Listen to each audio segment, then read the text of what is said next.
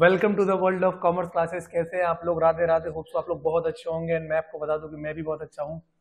आज खुशी की जो लहर है वो दोनों एंड पे, क्योंकि आज है संडे का दिन, छुट्टी का दिन। दोनों तरफ खुशी इसलिए क्योंकि आपके एंड पे खुशी इसलिए क्योंकि आप ये लेक्चर देखने के बाद अपना दिन एंजॉय करने वाले हो। एंड फाइनली मुझे भी एक ऐसा दिन मिला है कि मैं आपका लेक्चर रिकॉर्ड करने के बाद मैं अपना जो दिन है वो बहुत एंजॉय करना चाहता हूँ। ठीक है। एंड एक जो स्माइल का कारण ये भी है, मेरे चेहरे पे जो स्माइल है, क्योंकि आज हम एक जो है वो नए चैप्टर स्टार्ट करने वाले हैं, that is emerging modes of business.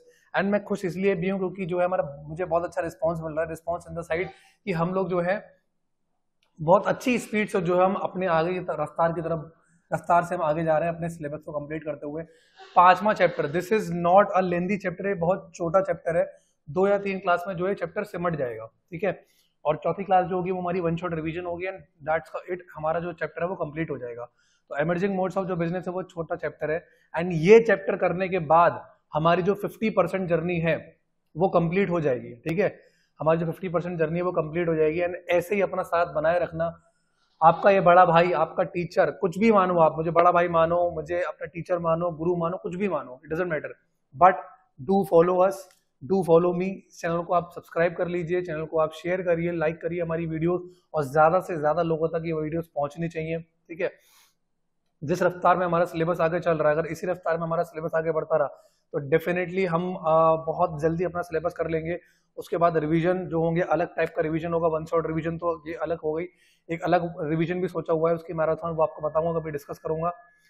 Questions होंगे, केस स्टडीज होंगी, मल्टीपल चॉइस क्वेश्चंस होंगे एंड तमाम तरीके के हमारी जो है लाइव सेशन भी होंगे। डोंट वरी, सब कुछ होगा। बस आपको क्या करना है, अपना साथ बनाए रखना है और अपने बड़े भाई के साथ जुड़े रहना है। ठीक है। ये इस मुहिम के अंदर जुड़े रहना है। ठीक है। अगर हम लोगों ने एक दूसरे पर भरोसा दिखाया है तो ये भरोसा एंड तक जाना चाहिए। ठीक है। इसकी आवाज बहुत दूर तक जानी चाहिए। ठीक, बहुत दूर तक इसकी आवाज जानी चाहिए एंड बहुत अच्छे मार्क्स आपको स्कोर करने अपने एग्जाम्स में, ये लक्ष्य आपका होना चाहिए। ठीक है। टेस्ट हो, एग्जाम हो, मार्क्स अच्छा आना चाहिए। ठीक है। रौला बनना चाहिए अपना। ठीक है। टौरा होना चाहिए अपना स्कूल में, समझ लो भाई, ये समझ लो। ठीक है। तो आओ, without wasting any more time, हम जो है अपने नए चैप्टर की तरफ बढ़ते हैं। हमारा नया जो चैप्टर है वो है emerging modes of business, chapter number 5। आ जाओ भाई फटाफट से। पहले तो भाई अगर तुमको ये शीट विजिबल है तो भाई जैसे हर बार करते हो, थम्स अप। हमारी सर आपकी जो स्क्रीन है वो विजिबल है? अगर विजिबल है तो ही हम आगे बढ़ेंगे, वरना हम वेट कर रहे हैं। ठीक है। मेरे सामने जो बच्चे बैठे हैं, जो सामने बच्चे बैठे हैं, वो भी प्लीज एक बार चेक कर लो कि शीट विजिबल है या नहीं है। ठीक है। बाकी आप लोग चाहे तो कॉपी निकाल सकते हैं, लेकिन मेरे सामने जो बच्चे बैठे हैं वो डेफिनेटली अपनी कॉपी निकाले। ठीक है। यहाँ पर भी कराते कराते साथ साथ आप लोग भी जो है अपना करते हुए चलना। ठीक है। डाउट जो है आप लोग इसके अंदर नहीं पूछेंगे, डाउट लोग आप जो है बस क्लास सेशन होने के बाद पूछेंगे। एंड आप लोग जो है अगर आपको डाउट पूछना है तो आप कमेंट सेशन में भी पूछ सकते हैं, फोन लगा के भी पूछ सकते हैं। आपका भाई जो है, आपका बड़ा भाई हमेशा तैयार रहेगा आपके लिए। ठीक है। चलो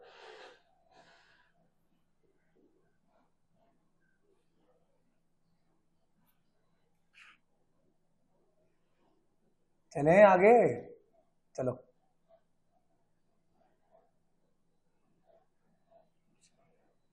इस चैप्टर को स्टार्ट करने से पहले सबसे पहले तो जो मैं आपका एक इस चैप्टर का बेस बनाऊंगा। ठीक है।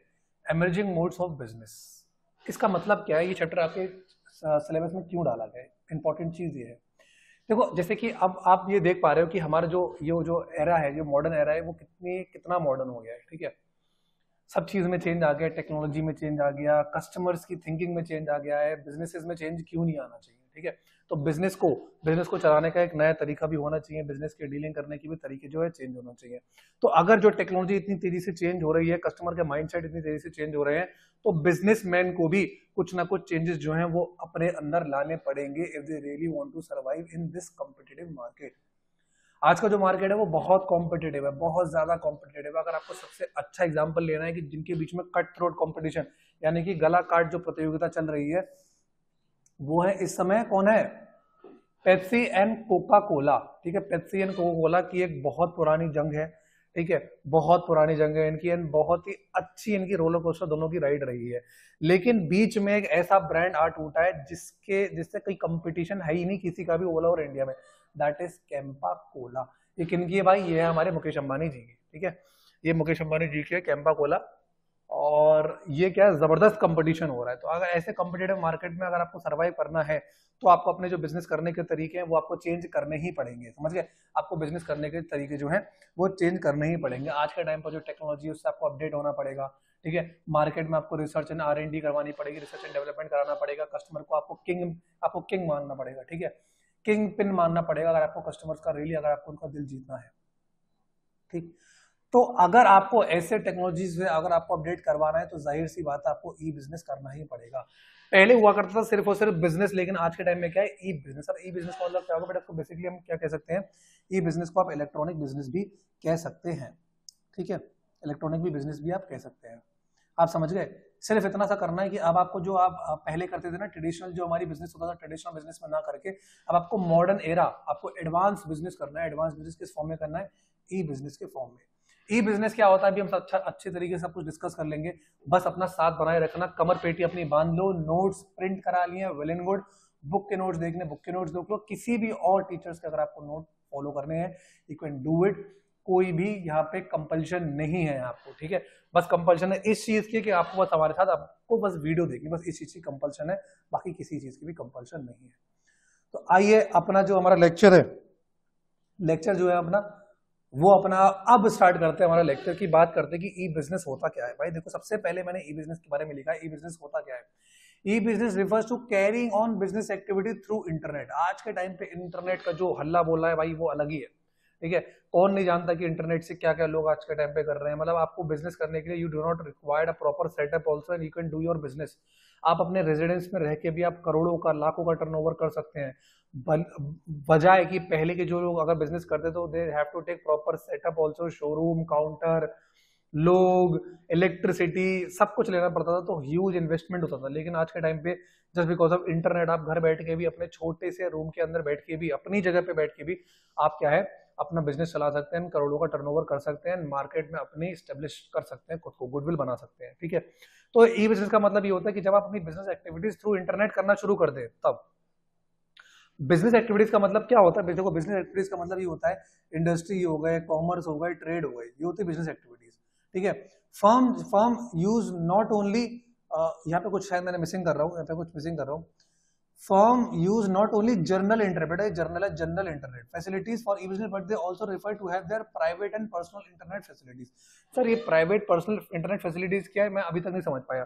बेटा आपने private and personal internet facilities नहीं देखी होंगी। जनरली जो बड़ी बड़ी कंपनी है जैसे रिलायंस हो गए, टाटा हो गए, अडानी ग्रुप्स हो गए, लोग क्या करते हैं ना, ये लोग रिलाई नहीं करते किसी दूसरे के इंटरनेट फैसिलिटीज पे, बजाय ये लोग खुद की अपनी इंटरनेट फैसिलिटीज क्या अपने लिए private and personal internet facilities develop करवाते हैं, उसी को इस्तेमाल करवाते हैं, ठीक है।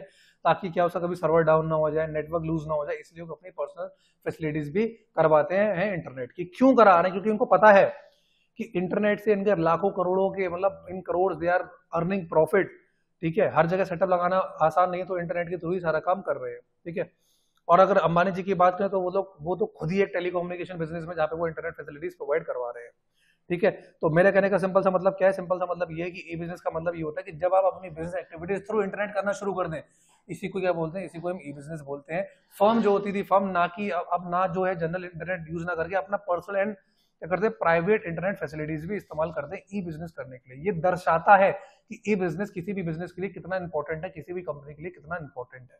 आई होप सो आपके समझ में यहाँ पे आ गया होगा इतना, ठीक है।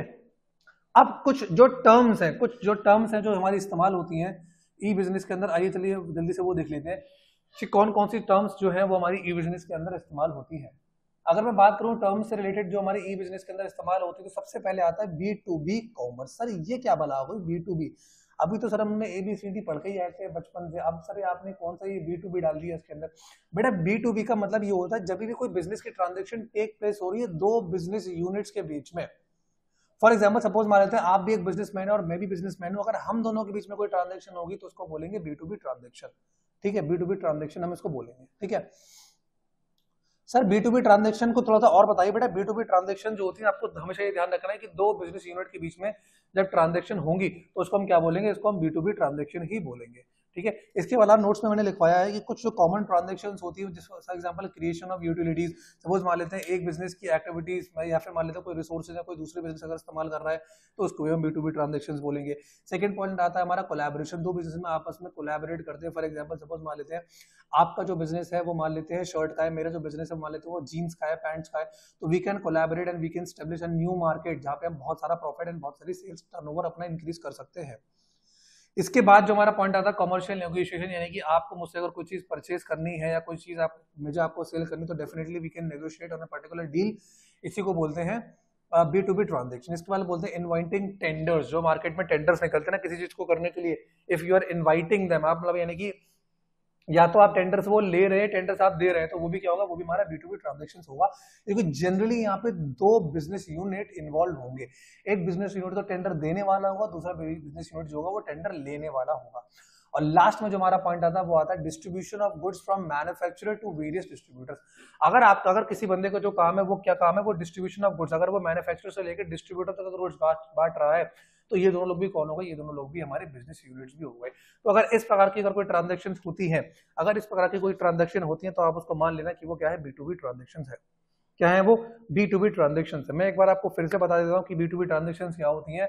जब भी कोई भी ट्रांजेक्शन अगर दो बिजनेस यूनिट के बीच में होंगी तो उसको हम क्या बोलेंगे, उसको हम बोलेंगे B2B ट्रांजेक्शन। सर हमको पता कैसे चलेगा कि B2B ट्रांजेक्शन क्या होती है? बेटा बहुत सिंपल है, कोई भी अगर ट्रांजेक्शन घटना जब घट रही होगी, कोई भी इवेंट, कोई भी सिचुएशन आपको ऑटोमेटिकली यहाँ पे हिट करना चाहिए कि सर यहाँ पे अगर ए बिजनेसमैन है तो बी भी बिजनेसमैन है, अगर इन दोनों के बीच में कोई ट्रांजेक्शन हो रही है तो ये क्या है, B2B ट्रांजेक्शन। ठीक है, सबको समझ में आ रहा है भाई? यहाँ पे सब जितने भी लोग बैठे हुए हैं, बाकी सबको क्लियर है ना, कोई दिक्कत नहीं है? क्लियर, ठीक है। B2B transaction clear. आज के बाद किसी को दिक्कत नहीं होनी चाहिए। बेटा ये जो टर्म है ना, ये आप बहुत जगह इस्तेमाल करने वाले हो कि B2B का मतलब क्या होता है, B2C का मतलब क्या होता है, C2C का मतलब क्या होता है, ये आप जो है टर्म बहुत जगह इस्तेमाल करने वाले हो। इसीलिए यहाँ पर ही आप डिटेल में और अच्छे अपने कॉन्सेप्ट क्लियर कर लो, ताकि फ्यूचर में कभी भी कोई दिक्कत ना आए। आपको एक बिजनेस सब्जेक्ट ऐसा ही, यहाँ पे जितनी भी टर्मिनोलॉजी इस्तेमाल हो रही है, you will study this in 12th also, in BCom, BBA, MBA, और if you are doing CA, CS और एनीथिंग, आप किसी भी कॉमर्स की लाइन में अगर आप परस्यू करना चाहते हो, तो कुछ नहीं, बहुत सारी जो टर्म्स हैं बिजनेस स्टडीज में, इकोनॉमिक्स में जो इस्तेमाल होती हैं, एंड ऑब्वियसली अकाउंट्स में जो इस्तेमाल होती है, वो आपको देखने को मिलेंगी। तो मैं इसलिए आपको ये बोलना चाहता हूँ, क्योंकि आप वो फ्रेशर्स बच्चे हो जो अभी अभी अपना 10th क्लियर करके आए हो, एंड आपको अभी हार्डली 4-5 महीने ही हुए हैं 11th में। कुछ लोग तो अभी खुद को भी स्टेब्लिश भी नहीं कर पाए होंगे, अपने पैर नहीं जमा पाए होंगे, कॉमर्स है क्या समझ में नहीं आ रहा। लेकिन आप इतना समझ लो कि आपने जो स्ट्रीम चूज कर ली है वो बेस्ट स्ट्रीम है। ठीक है, जो आपने इस्तेमाल चूज कर लिया है वो आपके लिए बेस्ट है। आपके सामने भी आपका एक जो टीचर बैठा है वो भी इसी फील्ड से बिलोंग करता है, एंड मैं डेफिनेटली आपको इतनी गारंटी, इतना एश्योरेंस तो बता सकता हूँ कि ये फील्ड जो है वो आपको निराश नहीं होने देगी फ्यूचर के अंदर। ये मेरा आपसे दावा है। ठीक है, ये मेरा आपसे दावा है कि ये फील्ड जो आपस में आपको निराश नहीं करने देगी। एंड फ्यूचर में आपको कभी भी मेरे से कॉन्टैक्ट करना है कि सर मैंने ये फील्ड ले लिया, मैं क्या करूँ, डेफिनेटली यू कैन कॉन्टैक्ट। ठीक है, definitely you can contact, and मैं आपके साथ बना ही हूँ। ये चैनल आपके साथ बना है लाइफ टाइम के लिए, जब तक आप हो। ठीक है, कभी भी आप मुझे या किसी भी और फैकल्टीज को, if you want to connect, you can connect. ठीक है, किसी को भी कोई मना नहीं है, किसी को भी कोई भी चीज बताने के लिए, पूछने के लिए किसी को भी रोका टोकी नहीं, you can definitely do it. अब बात करते हैं जो हमारा सेकंड पॉइंट आता है, स्क्रीन में सबको विजिबल है कि B2C सर कॉमर्स क्या होता है, B2C कॉमर्स क्या होता है। B2C कॉमर्स की अगर बात करूं तो सिंपल सी बात है, आप अपने नोट्स में देखिए, मैं अपने नोट्स में देखता हूं, मैं आपको एक बार बता देता हूं कि कौन से ट्रांजेक्शन पे हम है। देखो हमने B2B जो है हमने ढंग से पढ़ लिया, इसके अंदर क्या था, बस आपको B2B ट्रांजेक्शन क्या होता है, दो बिजनेस यूनिट्स के बीच में होती है, हमने पढ़ लिया, कुछ एग्जांपल्स है, ये कुछ एग्जांपल्स है। अब हम जो आ गए हैं वो इस टॉपिक पे आ गए, तो प्लीज मेरे बच्चों बहुत ध्यान से देखना कि इस टॉपिक का मतलब क्या है। मैं स्क्रीन जो है वो रोल आउट आगे कर देता हूँ। अब देखो सबको विजिबल है, पूरी शीट विजिबल हो गया, आई होप सो। हाँ जी सर, हमको पूरी शीट विजिबल है, पूरी शीट विजिबल है ना। अब आप देखो इधर एक सेकंड की B2C ट्रांजेक्शन क्या होता है। बेटा जब भी कोई ट्रांजेक्शन किसी बिजनेस यूनिट और किसी भी कस्टमर के बीच होगी, तो उसको हम क्या बोलते हैं, B2C ट्रांजेक्शन, या फिर बोलते हैं B2C कस्टमर। B का मतलब तो हो जाता है बेटा बिजनेस यूनिट, और C का मतलब हो जाता है कस्टमर हो गया, कंज्यूमर हो गया, क्लाइंट हो गया, कुछ भी हो गया। दूसरे एंड पे जो पार्टी होगी वो हमेशा कंज्यूम करने वाली होगी उसको। ठीक है, वो कौन होगा, कस्टमर हो जाएगा, और जो उसको प्रोवाइड करवा रही है वो कौन हो जाएगा, बिजनेस यूनिट। तो इसी को बोलते हैं B2C ट्रांजेक्शन। तो अगर आपको ध्यान रखना है तो कोई भी ट्रांजेक्शन जब एक बिजनेस यूनिट और जब एक कस्टमर के बीच में होगी, तो वो क्या होगा, वो हमारी B2C कॉमर्स या B2C ट्रांजेक्शन ही होगी। ठीक है सर, B2C ट्रांजेक्शन और समझाइए सर, B2C ट्रांजेक्शन क्या होती है।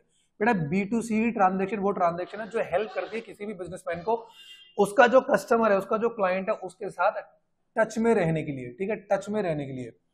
राउंड द क्लॉक बेसिस का मतलब क्या है, आप जब तक चाहें, मतलब आप चाहते हैं कि आप रेगुलर बेसिस पे अपने कस्टमर से पूछते रहें कि सर आपको किस चीज की रिक्वायरमेंट है, सर आपको ये जो चीज है वो समझ में आ तो रही है, ठीक है, आप जो है उससे क्या नाम है, आपने उससे कोई अगर सेल चीज कर दी तो आप उससे बार बार रेगुलर टच में रह सकते हैं, सर आपको ये प्रोडक्ट कैसा लग रहा है, सर आपको कोई दिक्कत तो नहीं हो रही है, सर कस्टमर सपोर्ट की जरूरत पड़ो you can definitely call on this particular number. तो आप रेगुलरली क्या है उससे गेट इन टच में रहते हैं। सर ये गेट इन टच में रहते ही क्यों है बिजनेसमैन, बेटा आप जब आप किसी भी कस्टमर से आप रेगुलर टच में रहते हो ना, तो आप कहीं ना कहीं उसका भरोसा जीत रहे होते हो। भरोसा कैसे जीत रहे होते हो, मान लेते हैं कि मैंने ही मान लेता अपना पूरा एक सेटअप खरीदा है अभी, ठीक है, रिकॉर्ड करने के लिए मैंने कैमरा लिया, रिकॉर्ड करने के लिए मैंने लैपटॉप लिया, रिकॉर्ड करने के लिए मैंने और भी बहुत सारी चीजें ली, अपना स्टूडियो बनवाया, तो जिस भी मैंने अपने पर्सन से बनवाया है, ठीक है, तो वो क्या करता है मुझे रेगुलर टच में रखता है, सर कोई दिक्कत तो नहीं आ रही है, सर हमने जो सॉफ्टवेयर लिया है आपको दिया उसमें सर कोई दिक्कत तो नहीं आ रही है, सर सेटअप में कोई दिक्कत तो नहीं आ रही है, लैपटॉप में कोई दिक्कत तो नहीं आ रही, कैमरा में कोई दिक्कत तो नहीं आ रही, स्टूडियो में कोई दिक्कत तो नहीं आ रही, तो रेगुलर टच में रहता है। अब इससे होता क्या है, इससे क्या होता है कि मुझे भी अच्छा लगता है कि जो सामने वाला पर्सन है, सेल्स पर्सन है, वो रेगुलर इन टच में है, तो मुझे अगर कोई दिक्कत होती है तो रिजोल्व कर देता है। लेकिन कुछ कुछ जो सेल्स पर्सन होते हैं, जो बिजनेस यूनिट्स होते हैं, वो एक बार आपको माल बेचने के बाद आपको क्या है फोन तक नहीं करते हैं, कोई दिक्कत तो नहीं है, ऊपर से आपको एक ऐसा टोल फ्री नंबर दे देते हैं जिसपे आप बेचारे कॉल करते रहते हो, कॉल नहीं जाता, आपका भी आधा दिन बेकार चला जाता है और आप कुछ काम नहीं करते हो, एंड में क्या होता है आप फ्रस्ट्रेट हो जाते हो, ठीक है। तो इसीलिए ये बताया गया कि B2C कॉमर्स का मतलब ये है कि जब भी कोई ट्रांजेक्शन टेक प्लेस कर दी किसी भी बिजनेस यूनिट और कस्टमर के बीच में, तो इसी को हम बोलते हैं B2C कॉमर्स, ठीक है। B2C जो कॉमर्स है वो अनेबल करता है किसी भी बिजनेसमैन को अपने कस्टमर के साथ रेगुलर टच में रहने के लिए, इसको हम बोलते हैं राउंड द क्लॉक बेसिस, ठीक है। और जो ये B2C ट्रांजेक्शन है ये C2B ट्रांजेक्शन को भी उजागर करता है। देखो B2C मैंने क्या बोला भाई, ध्यान से देखो, दोनों चीजें देख लो। मैंने अभी आपको जो बोला वो बोला मैंने B2C,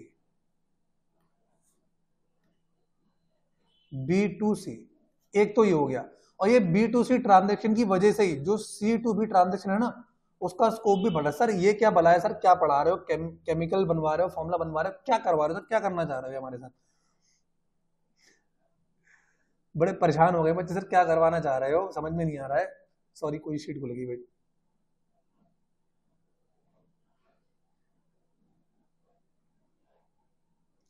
क्लियरली विजिबल है ना।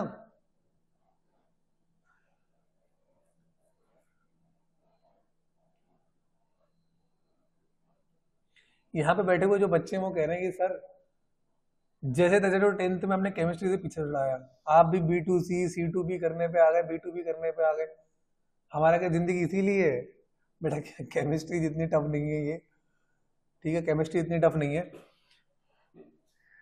एक बार ना तुम इसमें मन लगा लो, तुम्हारा मन लग जाएगा ना, तुम्हें बड़ा इंटरेस्ट आने लगेगा। मैं भी ना तुम्ही लोगों में से एक हूँ, बैक बेंचर टाइप लड़का जो पढ़ना नहीं चाहता था, लेकिन जब धीरे धीरे समझ में आया कि यार ये तो इंटरेस्टिंग है, अकाउंट्स है, इकोनॉमिक्स है, बिजनेस है, और इंटरेस्टिंग अगर नहीं भी है तो इंटरेस्ट डेवलप करना ही पड़ेगा। आप खुद सोचो यार, बेसिक स्टडी करनी पड़ेगी, सोचते ट्वेल्थ में करते करते आपका इंटरेस्ट जाग गया तो आपको इतनी मेहनत नहीं करनी पड़ेगी उस टाइम। 11th में अगर आप समझ लो जीरो रहे तो 12th में जाकर अगर आपका इंटरेस्ट डेवलप हो भी गया तब भी आप कुछ नहीं उखाड़ पाओगे, क्यों, क्योंकि आपका मेजर टाइम तो चला जाएगा चीजें समझने में, तब तक आ जाएंगे आपके हाफ अर्ली, फिर समझो तब तक आ जाएंगे फाइनल। सब बस एक बार 12th हो गया, या साल साल जिंदगी में ना एक ही बार 12th आता है, और जो आपकी 11th या 12th वाली लाइफ है इसको जियो भाई जियो। एक बार जब अपनी अर्निंग स्टेज में आओगे तो आपको पता लगेगा यार ये जो दिन थे, मैं आपको पढ़ाता हूँ ना तो मेरे सामने जो बच्चे बैठते हैं तो मैं यही सोचता हूँ यार क्या लाइफ है यार, कितने मजे थे हम लोग पहले, कितने मजे करते थे। करते होगे नहीं करते होगे, स्ट्रिक्टनेस तो यार देखो, स्ट्रिक्टनेस सर बच्चे कह रहे हैं सर स्ट्रिक्टनेस भी तो होती है, बट स्ट्रिक्टनेस अगर नहीं होगी आपके घर में भी तो स्ट्रिक्टनेस होती है ना। क्यों होती है, क्योंकि आप बच्चे हो, अभी आउट ऑफ कंट्रोल हो गए तो क्या होगा, स्कूल के पंखे वंखे टेढ़े कर दिए, एसी वेसी तोड़ दी, थोड़ा स्ट्रिक्टनेस तो होता ही है, ठीक है। पढ़ो, ध्यान से पढ़ो, बहुत अच्छा आपको इंटरेस्टिंग है, पर टीचर कितना आपको देखो मोटिवेट करता है सारी चीजें, ठीक है। मैं आऊँ और 30 मिनट का लेक्चर रिकॉर्ड करके चला जाऊँ, फिर मैं चाहता हूँ कि आपको ज्यादा से ज्यादा मोटिवेट करूँ, ज्यादा से ज्यादा आपको चीजें समझाऊं, आपके साथ कनेक्ट कर पाऊँ, आपके साथ इंटरेक्ट कर पाऊँ, ठीक है। तो यही मेरी मंशा जो रहती है, बस और कुछ नहीं है, ठीक है। तो मैं आपको समझा रहा था कि जो B2B ट्रांजेक्शन है यही स्कोप डेवलप करती है C2B ट्रांजेक्शन का। B2C ट्रांजेक्शन ये थी कि जब कोई भी ट्रांजेक्शन बिजनेस यूनिट और कस्टमर के बीच में हो रही है, इसी को बोलते हैं B2C ट्रांजेक्शन। C2B ट्रांजेक्शन का मतलब क्या था, जहां पे जो कस्टमर है बेटा, जहां पे जो कस्टमर है ना, जहां पे जो कस्टमर है वो क्या कर रहा है, वो इस्तेमाल, आपने बेटा अपने कॉल सेंटर्स के नाम तो सुना ही होंगे। सपोज मान लेते अगर आपने सैमसंग से, मान लेते मैंने सैमसंग का एसी परचेज करा है, अब इसमें अगर कोई दिक्कत आ जाती है तो आप मुझे खुद बताओ, क्या वो दुकानदार लायबल होगा? दुकानदार कहेगा साहब मैं आपको टोल फ्री नंबर दे देता हूँ, आप चेक कर लो, आपकी वारंटी पे होगी, रिप्लेस हो जाएगी, कोई पार्ट होगा तो रिप्लेस कर देंगे, वरना वो ठीक कर जाएगा। तो मुझे मिलता है टोल फ्री नंबर, तो मैं एज अ कस्टमर उस टोल फ्री नंबर पे कॉल करता हूँ, ठीक है, उस सेक्टर पे कॉल, उस कॉल सेंटर पे कॉल करता हूँ, जिसको सेटअप किसने करा है? जिसको सेटअप करा है सैमसंग ने, उस कंपनी ने सेटअप करा है। तो आप मुझे खुद ही बताओ वो कंपनी क्या कर रहा है? मैं एज अ कस्टमर उस कॉल सेंटर पे बात कर रहा हूँ जिसको सेटअप करा है कंपनी ने, तो इसी को बोलते हैं C2B ट्रांजेक्शन। B2C ट्रांजेक्शन बोलती है जब बिजनेस यूनिट और कस्टमर के बीच में ट्रांजेक्शन हो रही है, इसको बोलते हैं बिजनेस यूनिट, ठीक है तो सिमिलर ये भी C2B ट्रांजेक्शन, लेकिन थोड़ा सा उल्टा, क्योंकि यहाँ पे जो पहल कर रहा है वो कस्टमर कर रहा है। तो कस्टमर क्या कर रहा है? कॉल सेंटर पे बात कर रहा है, जो call centre setup by the companies है, इसको बोलते हैं C2B ट्रांजेक्शन। आप एग्जांपल मान सकते हैं। क्लियर? हाँ सर क्लियर है, कोई दिक्कत नहीं। अगर ये आपको क्लियर है तो भाई इसी बात पे आप जो है भगवान का नाम लीजिए। तब तक मैं क्या करता हूँ, एक गिलास तो नहीं, 2 घुट पानी पी लेता हूँ, ठीक है।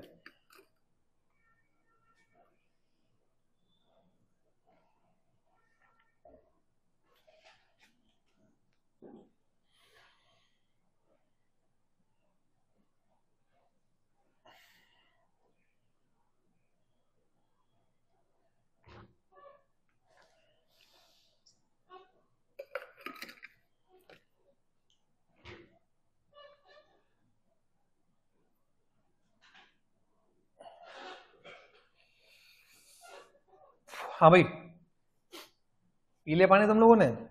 सर आप पी रहे थे, हम कहाँ पी रहे थे।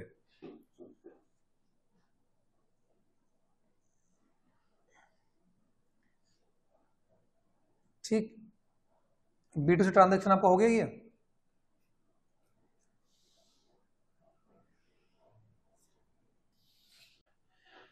ये कुछ B2C ट्रांजेक्शन हैं जो आप देख लो, कुछ B2C ट्रांजेक्शन हैं, ये देखो, जैसे कि ये हो गया सेलिंग एंड डिस्ट्रीब्यूशन, ये B2C ट्रांजेक्शन के अंदर आता है। आफ्टर सेल सर्विसेज है, ये B2C ट्रांजेक्शन के अंदर आता है। Promotion and other marketing activities, ये भी B2C ट्रांजेक्शन के अंदर आता है। एंड लॉजिंग, बेटा ये लॉजिंग है, मैंने लोडिंग लिख दिया, दिस इज LODG, लॉजिंग, ये लॉजिंग है of complaints by the customers etcetera, ठीक है। यानी कि जो भी बिजनेस की ट्रांजेक्शन अगर कस्टमर वाले से अगर हो रही है, जैसे कि मान लो सेलिंग उसके, मान लो परचेज हो रही है कस्टमर्स एंड बिजनेस यूनिट के बीच में, तो B2C transaction. After sale service हो रही है, ये भी। बिजनेस जो है वो कंप्लेंट जो है रजिस्टर कर रहा है अपने कस्टमर्स की, तो वो भी सारी क्या है, ये सारी हमारी B2C ट्रांजेक्शन ही है, ठीक है। आप कंफ्यूज मत होना प्लीज, बहुत अच्छे से आपको मैंने समझाया है। कोई दिक्कत हो तो आप बता देना कि सर मुझे ये समझ में नहीं आ रहा, लेकिन प्लीज ऐसा है ना, कंफ्यूज मत होना।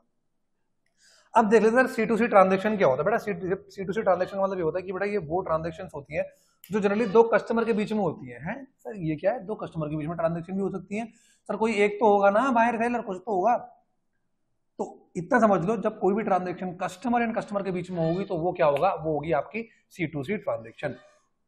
अब इसके अंदर क्या होता है, जो सेलर होता है वो भी कस्टमर होता है, जो बायर होता है वो भी कस्टमर होता है। सर ये तो हमने कभी नहीं सुना। बेटा इसी बात के तो पैसे हैं, वरना हम भी तुम्हारे जैसे हैं।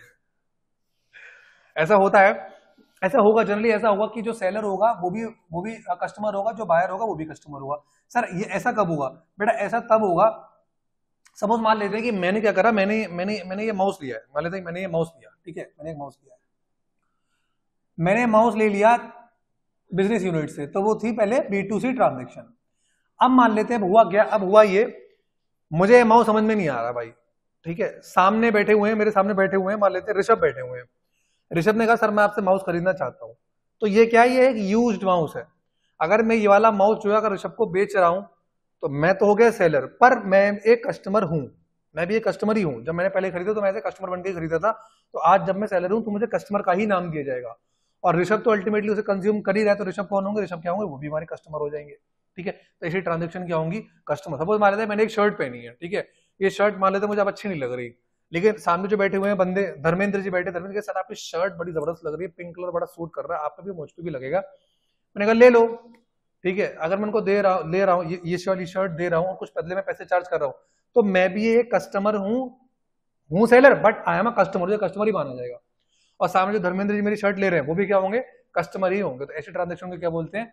C2C ट्रांजेक्शन बोलते हैं। इससे एग्जांपल अगर चाहें तो आप किसी को अपनी यूज्ड बुक्स दे रहे हैं, क्लोथ दे रहे हैं, फोन दे रहे हैं, गैजेट्स दे रहे हैं, कुछ भी दे रहे हैं, दिस इज C2C ट्रांजेक्शन, अगर आप क्या कर रहे हैं, किसी को कोई एंटीक चीज बेच रहे हैं, एंटीक चीज तो पहले आपने खरीदी ली होगी, बस तो आप बेच रहे हैं, तो this will also be a C2C transaction ही होंगे। ठीक है, आप कस्टमर को वार्न करें, सपोज मान लेते हैं मैं एक कस्टमर था, मान लेते हैं मैंने कर किसी एक कंपनी से खरीदा, कंपनी किसी नाम नहीं लूंगा, मैंने कंपनी से वाली वॉच ली। ठीक है, ये वॉच मैंने कुछ टाइम चलाई, अब मुझे लगा ये वॉच तो यार ये खराब हो गई यार, इसके सेल तो हर 7 दिन के अंदर खराब हो रहे हैं, इसका क्या नाम है, इसकी चेन टूट जा रही है, पता नहीं क्या क्या हो रहा है।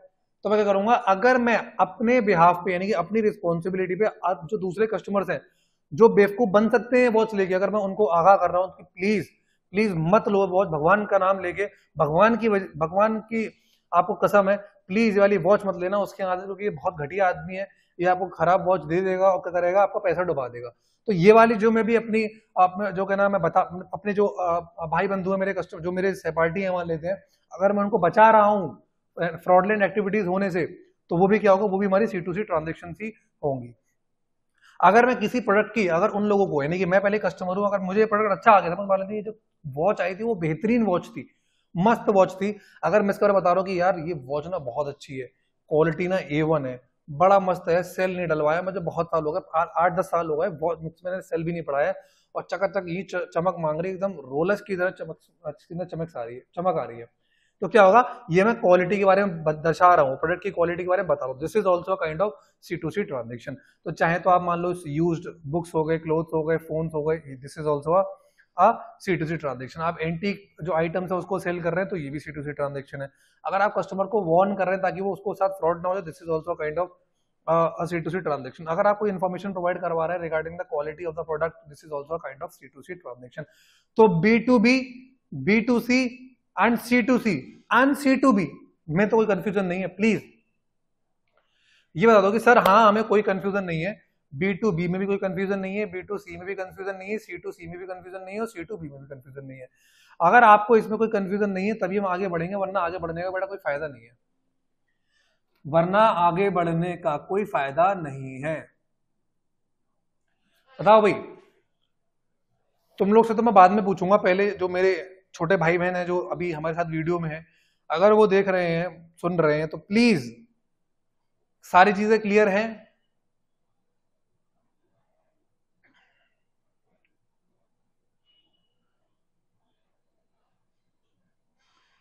बताओ जी बताओ। अच्छा समझाया तो आपने, बहुत अच्छा है, एक बार घर पे रिवाइज कर लेंगे फिर आ जाएगा। बाबूजी घर पे रिवाइज नहीं करना है, ये वो सब्जेक्ट है जो आपको मेरे साथ ही कोचिंग में कंप्लीट करना है। अभी आप मेरे साथ थ्योरी करते हुए चलो, जब क्वेश्चन केस स्टडी कराऊंगा तो केस स्टडी करना, एमसीक्यू कराना है एमसीक्यू करना। मैं आपके इस सब्जेक्ट की जिम्मेदारी लेने को तैयार हूं, मैं आपसे पहले भी कहा है, मैं कभी भी किसी भी चीज का आपको होमवर्क नहीं देता हूँ, जो मैं आपको करवा रहा हूँ ये आप यही करके चले जाओ, एक बार घर पे बस ऊपर ऊपर से अगर आपने व्यू कर लिया, केस स्टडी मैं करा दूंगा, क्वेश्चन मैं करा दूंगा, एमसीक्यू मैं करवा दूंगा, ये पेपर की जिम्मेवारी ही मेरी है। ठीक है, ये आप समझ लो कि आपके बड़े भाई ने, आपके टीचर ने इसकी जिम्मेदारी ले ली इस सब्जेक्ट की, तो जब आपने मेरे को जिम्मेदारी दी है तो कम से कम जो मैं कह रहा हूं मेरी बात तो मानो, है ना। ये ऊपर देखो क्या लिखा है, लर्न विथ क्या लिखा है, सीखो तो कुछ समझो तो, है ना। अभी मैं अपनी इंटर अभी कॉमर्स पे नहीं जा रहा हूँ ना, थोड़ा सा कुछ कंफ्यूजन हो जाएगा, खेला हो जाएगा तुम लोगों के साथ कि सर क्या क्या कौन कौन सी कॉमर्स वाले चीजें बता गए, ये कॉमर्स पढ़ना मुश्किल था, आपने ये कॉमर्स वो कॉमर्स ये कॉमर्स कितने सारे कॉमर्स बता दिया आपने। ठीक है, तो चलो एक बार अच्छे से एक बार रिवाइज कर लेते हैं, इतना ही, उसके बाद हम नेक्स्ट लेक्चर में रिकॉर्ड करेंगे। ये थोड़ा छोटा चैप्टर है बट थोड़ा सा इसके अंदर कॉम्प्लिकेशन आ सकती है, तो इसलिए मैं ना ज्यादा चीजें आपको भगा नहीं रहा हूँ। एक बार वापस से इस चैप्टर को समराइज करता हूँ, फिर इस वीडियो को जो है हम क्लोज कर देंगे। ठीक है, इस वीडियो को क्लोज करेंगे। अब आप मुझे एक चीज बताओ बेटा, एक चीज ध्यान से बताओ, मैंने आपको बताया था कि जो जो हमारा मॉडर्न एरा है इसके अंदर क्या टेक्नोलॉजी बहुत जल्दी से अपडेट हो रही है, ग्लोबलाइजेशन भी हो गया, बहुत ज्यादा जल्दी से चेंजेस आ रहे हैं। जो इतने सारे चेंजेस हो रहे हैं इसकी वजह से क्या बिजनेसमैन को भी अपने अंदर कुछ चेंजेस करने पड़ेंगे। वो चेंजेस क्यों करने पड़ेंगे, कितना कॉम्पिटेटिव मार्केट है, अगर उसने चेंज नहीं करा तो उसका काम हो जाएगा 35। ठीक है, फिर मैंने आपको बताया था कि ई बिजनेस का मतलब होता है कि जो भी अपनी बिजनेस एक्टिविटीज अगर आप इंटरनेट के थ्रू करेंगे तो इसी को हम क्या बोलते हैं, ई बिजनेस बोलते हैं। ठीक है, फर्म जो थी वो अब जनरल फैसिलिटीज को, इंटरनेट फैसिलिटीज को इस्तेमाल ना करके अपने प्राइवेट और पर्सनल इंटरनेट फैसिलिटीज भी इस्तेमाल कर रहे हैं। कुछ टर्म्स हैं, कुछ टर्मिनोलॉजीज हैं जो ई बिजनेस के अंदर इस्तेमाल होती हैं, वो कौन कौन सी है। पहले इसके अंदर आता है हमारा B2B कॉमर्स। जब भी कोई भी ट्रांजेक्शन दो बिजनेस यूनिट के बीच में अगर प्लेस होंगी तो उसको हम क्या बोलेंगे, इसको हम बोलेंगे B2B ट्रांजेक्शन, या फिर उसको बोलेंगे B2B कॉमर्स।